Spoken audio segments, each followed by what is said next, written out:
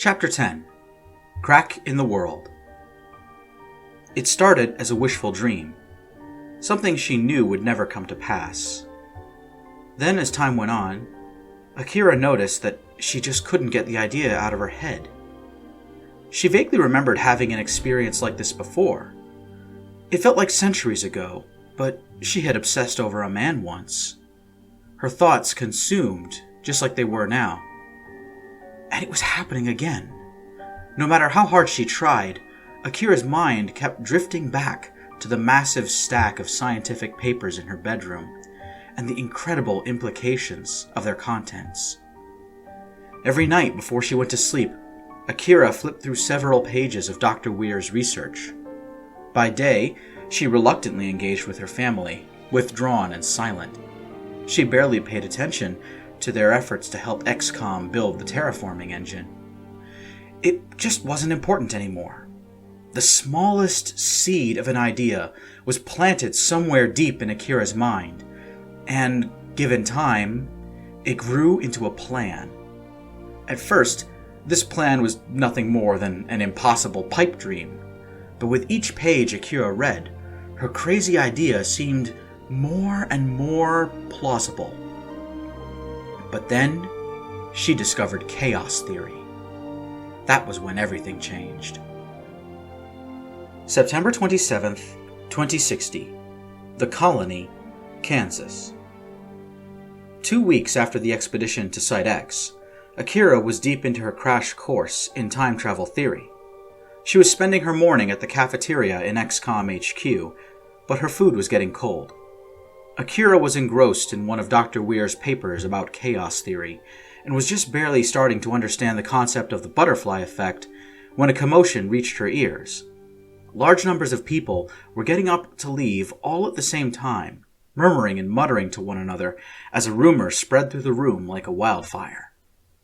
Scarlett Freeman passed by at a brisk pace, but then paused and doubled back. "Hey, Kira," she spoke cautiously, keeping herself at arm's length. "Aren't you coming with us?" "Whatever it is, I'm not interested," Akira replied without looking up from a description of strange attractors.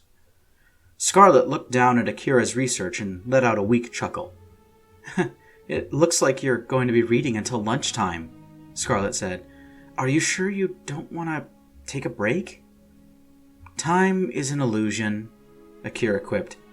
"Lunchtime is doubly so." Scarlett shrugged. "Okay, fine then," she said. "I mean, I don't know when's the next time any of us will get to see a real live alien. I'll take a picture for you." Akira's head snapped up. Looking at her former friend, she repeated, "Wait, a real alien?" Scarlett took a step back at Akira's sudden reaction, but she did not disengage. "Two of them," Scarlett declared. "A Vanian and a Partogan. Come and see." Outside, Akira and Scarlett saw a commotion near the spaceport. A very old and battered starship had just landed on the runway, and people were busily rolling out canvas awnings to protect the newcomers from the deadly sunlight. The ship itself was a Partogan frigate of some kind. Akira recognized the green and red insignia painted on the hull. The frigate was disarmed, her gun ports empty and her sensor array stripped down to the bare essentials. A large number of humans disembarked from the craft, followed by a single Partogan and a lone Vanian. The Partogan was easy enough to recognize. It was common knowledge that Partogans were not truly aliens, but the descendants of humans who were abducted and transported across the galaxy by powers unknown. This particular Partogan was an elderly man with a bald head and messy white beard. At his side was a decrepit-looking Vanian. Vanians were avians, meaning they evolved from birds. Akira learned from her parents that Vanians, while alien, were comparable to Indian peacocks. Vanians were supposedly so beautiful they were desired by all other species, and according to rumor, their whole civilization was born when one of them discovered his own reflection. The Vanian who now arrived on Myron was not beautiful, at least as far as Akira was concerned. The bird was very old, her plumage faded and drooping. Scarlet was rooted to the spot, staring in awe at the first two aliens she'd ever seen. Akira, however, found herself quickly moving to follow several other members of XCOM who were making their way towards the airport. She'd picked up on something that Scarlet could never have noticed. Underneath the main gate into town, Blake Robinson and a few others were greeting the new arrivals. Several members of the starship crew were already acquainted with Blake and smiled at the sight of a familiar face. However, when the two aliens reached him, they gave a cry of delight and embraced him. "Ranginui! Divakar! I don't believe it!" Blake cheered. "I thought we were never going to see you again." The two aliens regarded Blake with a mournful expression. "We were faced with reality, and we decided to return," the old Partogan said. "Perhaps we should discuss those things inside. Who is this?" Blake looked in the direction the Partogan was pointing, and saw Akira standing in the shadow of the gate and watching the reunion with rapt attention. When she realized she was spotted, Akira cast her eyes down to the dirt, but it was too late. Blake was so happy to see his daughter out and about that he never stopped to ask why. Instead, he called her over and introduced her to his companions. "This is my daughter, Akira. I'd like you to meet Monaco Ranginui and Kanti Divakar of the Partogan warship Kakama." Both of the aliens smiled politely at Akira, but an unspoken understanding quickly passed between herself, Monaco, and Kanti. All three of them were gifted. After many more introductions and offloading of cargo, Akira found herself back in the cafeteria, where several dozen people were offering food to Kanti and Monaco, practically begging them to recount their adventures to them. Monaco and Kanti spoke aloud to the gathered audience, but at the same time, they engaged Akira with telepathy. Apparently, she was the first scion they had encountered since leaving Earth, and were very happy for the chance to commune with one once again. So while Monaco and Kanti took turns telling their tale to Blake and Chihiro and Bradford and Harper, Akira was treated to far more than a story. She got to relive the memory itself. She leaned on a wall in the far corner and allowed Monaco to draw her into the depths of his own memories. The war in heaven was a catastrophe. Jericho and the Stormbreakers succeeded in killing the beast, but their victory came at a terrible cost. Most Allied warships were damaged or destroyed. The hyperspace network was shut down, and tens of millions of aliens were stranded on Earth with no way home. Monaco took charge of the Partogan survivors, since Queen Miranda III was killed in battle. A small flotilla of warships set out for home, followed after a while by the Vanian fleet. Kanti and the other Vanians knew their homeworld was destroyed, and they were hoping they might come across a habitable planet between Earth and Partoga. So the journey began, and it was quickly beset by hardship. With the hyperspace network destroyed, Monaco and Kanti's people could only travel by short-range hyperspace jumps, and then on slower-than-light engines while the hyperdrives recharged. Distances that once took days to cross now required months. The slow travel time meant that by the time the fleet arrived back in the Hagaran Empire, the Great Star Nation had already collapsed. Fuel depots were empty and abandoned. Colonies and outposts were looted for what little supplies remained, while orbital stations were derelict, their crews dead from either a lack of food or breathable air. Without the hyperspace network, all of the supply chains that sustained great interstellar empires were severed. The collapse of spaceborne civilization was quick and brutal. Without any place to refuel or refit their ships, the convoy fell victim to attrition. One by one, starships failed. Sometimes it was possible to evacuate the crew and passengers to another vessel. Other times, the failure was sudden and lethal. The convoy of survivors was whittled down 1 or 2 ships at a time for years. Monaco and Conti recounted many escapes from stricken ships just before the power failed. Weapons and ammunition were abandoned to reduce weight, while phase disassembler systems ground up any organic matter available to make into a paste that sustained life but was otherwise repulsive. Eventually, neither alien remembered when, all hope of reaching Partoga was lost. With survival on the line, the survivors of the war in heaven started seeking out any planet at all. But things only got worse. Planets that once teemed with life were cold and barren. Vania was fully subverted by the beast, and the planet died with Agamemnon. The survivors had no choice but to move on. Mykonon was bombed into glass, the great cities reduced to silent wastes. All that remained of Hokianga was a crater.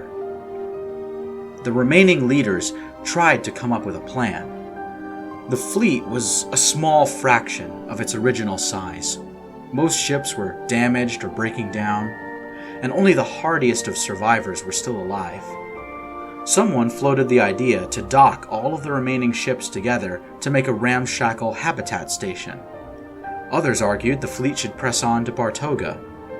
A few wanted to change course and try to reach Higara and the Angel Moon.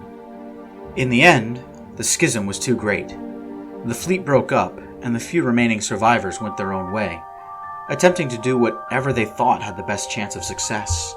Reluctantly, Monaco, Conti, and a few others resigned themselves to the increasingly likely chance that Partoga did not survive the war. They turned back and returned to Earth, arriving in Kansas over 2 decades after their departure. When Conti and Monaco finished their tale, there wasn't a dry eye in the room. Dr. Tigan offered his shoulder for Monaco to rest on, and then asked, "What will you do now? Do you intend to make your lives here?" "If you'll permit us," Conti replied. All at once, dozens of people spoke up, offering to make room for the new arrivals and give them a proper living space. In the midst of all this, Akira absent-mindedly wondered what Monaco and Conti were going to do with their old starship. To her surprise, the answer came almost immediately. "What? Do you want it?" Despite being mobbed by humans, Conti had somehow spotted Akira and was keeping one of her beady red eyes locked on her. The telepathic question was asked again. "My companion and I don't plan on leaving." Conti's voice played out in Akira's head. "You are welcome to take the Kakama off our hands, if you so desire." It was like an explosion took place in Akira's head. Ideas upon ideas flowed from a wellspring of inspiration. Perhaps, a long time ago, a younger Akira would have followed her parents' advice to never accept gifts from strangers. But today, for the first time, Akira got a glimpse of her long-shot pipe dream as a reality, and she refused to pass up the chance. Navigating the crowd like a serpent, Akira made her way to Monaco. The old Partogan nodded to her and pressed a heavy metal object into her palm, roughly the size and shape of a playing card. Partogan words were etched into the surface, revealing the device to be a Green Guard command card. Heart thudding excitedly, Akira left the cafeteria at a run. She knew this crazy plan had no chance of actually working. She was expecting something to go wrong. But she knew she had to try. Time travel was supposed to be impossible. But if it was...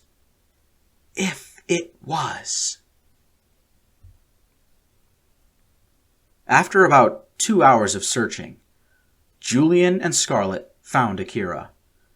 She was alone inside of the barely functional Partogan starship on the runway. The interior of the Kakama was not only decayed and neglected, but dirtied and stained by 2 decades worth of life. Scarlett could hear a voice coming from much further inside of the ship, and she called out to Akira. When there was no answer, Julian took point. The android shone a light into the darkened corridor and stepped lightly on the aging metal. Scarlet followed behind.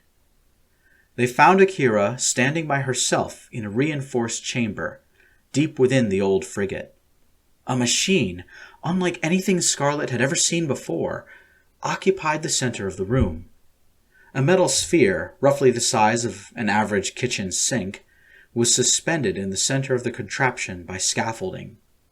A vast multicolor array of electrical cables were wrapped around these supports before snaking off to the surrounding computer banks.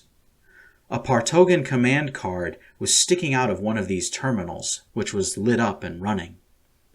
Akira herself was studying the contraption. She had a notepad tucked under her arm, a pencil behind her ear, and a tape measure in both hands. But this wasn't what Scarlet took notice of straight away. What really got her attention was a stack of paper, several hundred pages thick, resting on the floor beside Akira. Seeming to ignore the presence of Julian and Scarlet, Akira continued to record the dimensions of the contraption, all while muttering to herself, "This is why Weir needed one of the cores. These short-jump systems don't generate enough power." These words must have made sense to Julian, because he immediately spoke up. "Akira, we've been searching for you. Your parents are worried." Akira looked up from her work, and Scarlet took a step back. Her old friend had changed. For the first time since she returned from Kauai, Akira seemed to be genuinely animated. There was a kind of manic energy about her, as though the youngest Robinson was on a roll and had no intention of stopping. Scarlet put one hand on Julian to steady herself. "I'm worried too," she said. "You're not yourself. You were different when those Exalt guys took you, but now you're even stranger. Please, leave all of this here and come with us. Your parents are outside, and we've all decided that we're going to help you." "Your mental health is clearly compromised," Julian added, "and since I prefer to see you in physical agony rather than mental anguish, I suggest you come with us." Akira shook her head so vigorously her pencil fell to the floor. "What? Oh, no, she said. "I can't stop here. The math checks out. The hypothesis makes sense. Everything adds up. I need to make some modifications to this hyperspace module, and..." "You'll modify nothing!" Julian stepped forward and grabbed Akira by the arm. "Hyperspace modules are dangerous. They generate gamma radiation. Come with me before you injure yourself." Akira started to struggle and resist right away, straining against the android. But this wasn't going to be like on Kauai. Worried that something like this might happen again, Akira had made a simple preparation. With her free hand, she tossed her notebook on the floor, where it opened to a highly specific page. As the telekinetic energy faded away, Akira twisted around to face the android and recited the words on that page. "You're not going to drag me around again!" "And what makes you think that?" Julian laughed in her face. "Because I know the truth," Akira responded in a confident tone. "This statement is false!" Julian's grip on her slackened. "Wait, what?" Julian stammered. Hold on a moment, Akira. My CPU is running hot. I need to reboot." The android suddenly became very still and its eyes darkened. A loud whirring sound came from deep within its body, and then Julian's chest panel opened up, exposing a handprint reader. Julian's voice, devoid of personality, spoke in a monotone. "Identity, Robinson, Akira. Awaiting impression." Scarlet was now genuinely frightened. She tried to back out of the room, to get away, but Akira wasn't finished.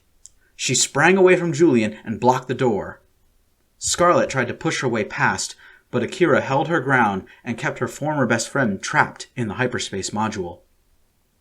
"Wait a minute," Akira said. "I can't do this alone. I need another pair of hands. You and Julian..." "No!" Scarlet cried, trying to push her way past Akira one more time. "Please let me go. I don't know what's going on. I think you're going crazy." Scarlet was starting to panic. She could feel strange things creeping into the peripheries of her consciousness. Something was wrong, horribly wrong. There was a look in Akira's eyes that pressed poor Scarlet right to the edge. "You don't understand, but that's okay," Akira said. "I can fix that. I can make you understand. I figured out how to do something incredible that can help."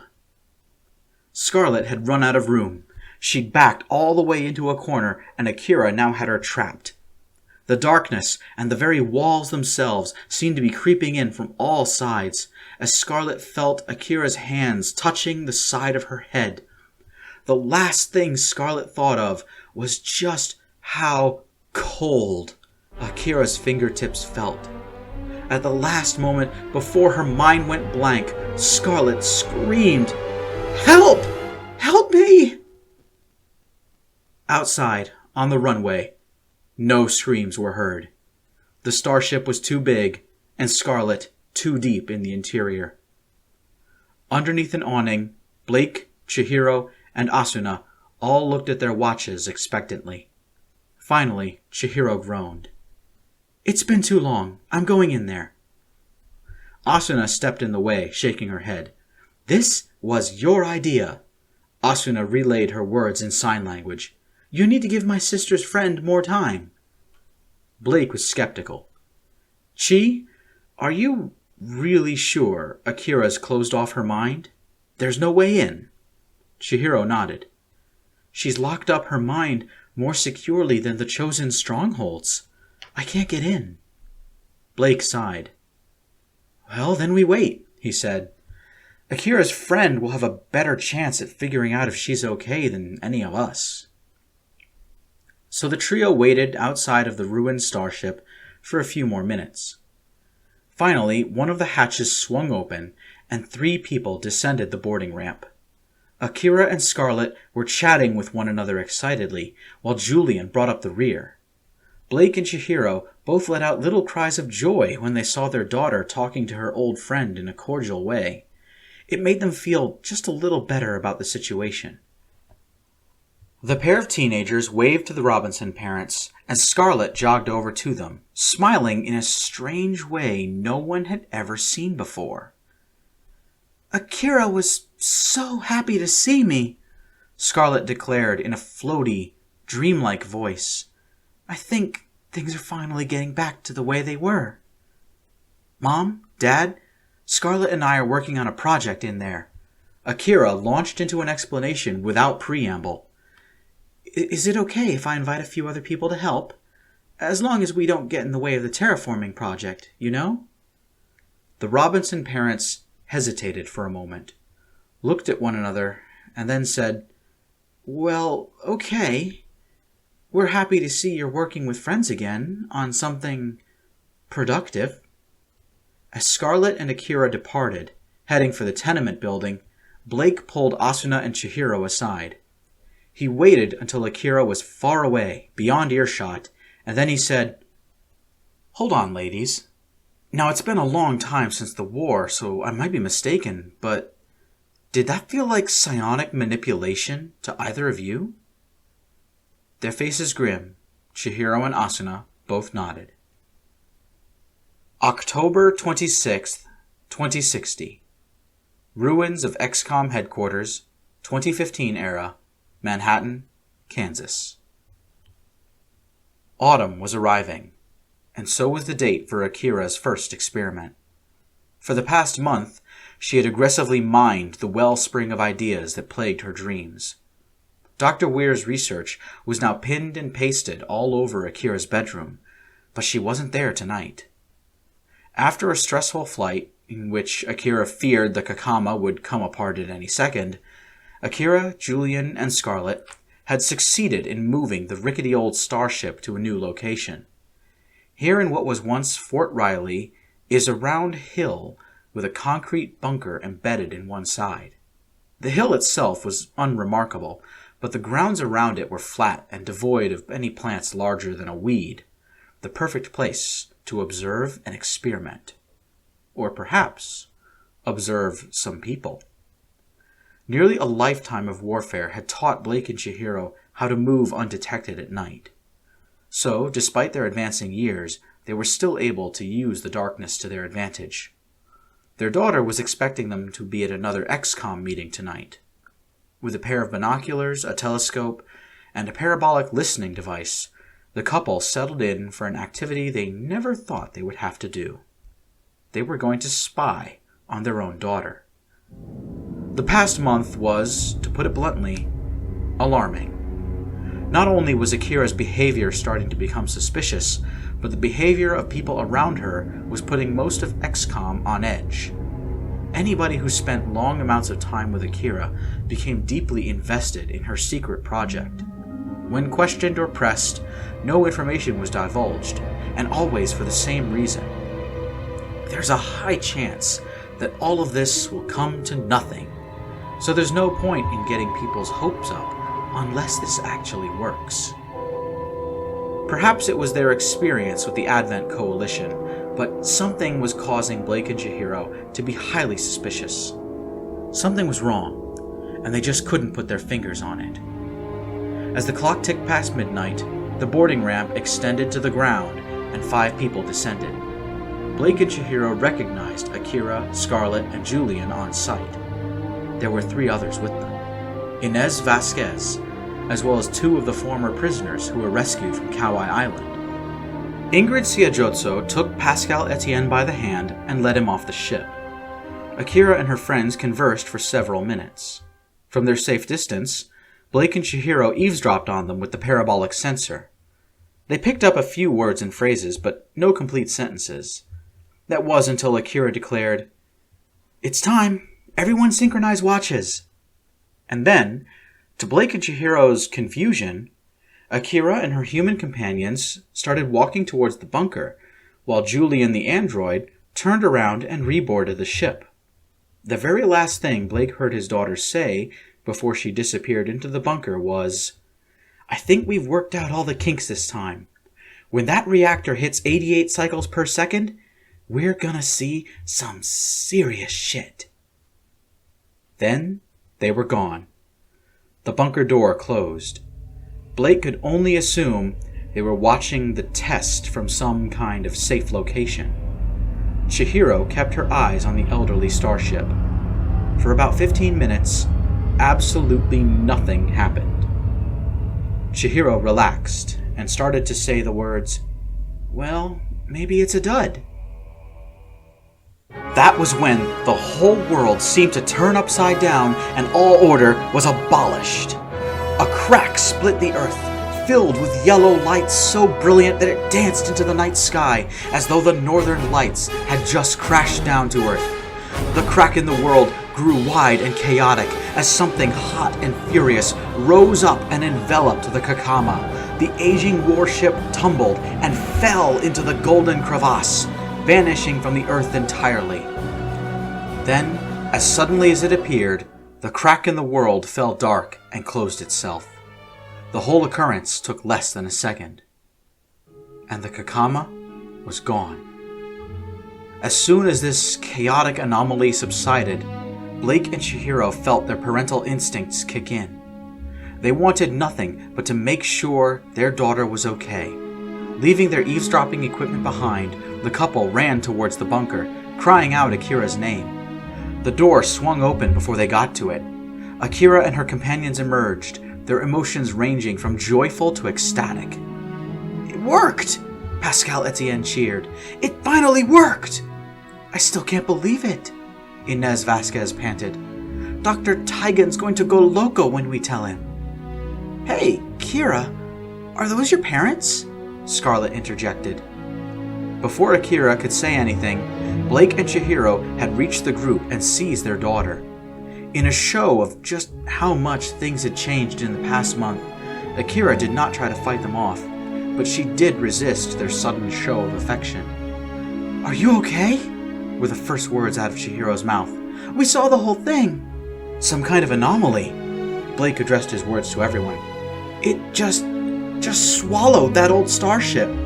We need to get clear before another one happens." Akira pulled herself free of her parents and looked at them with an expression of barely contained joy. "Dad, that was no anomaly," she said. "We did that. All our work paid off." Blake's heart skipped a beat. "What? What do you mean?" he asked. "You mean you caused that thing to swallow Shen's robot?" "Don't worry, Julian is fine," Akira said in a reassuring voice that did not allay her parents' fears at all. For him, the trip would have been instantaneous. "Trip?" Chihiro repeated. "What trip? What are you talking about?" "Isn't it obvious?" Scarlet said. "We converted that old ship into a time machine. We just sent Julian on a one-way trip into the future."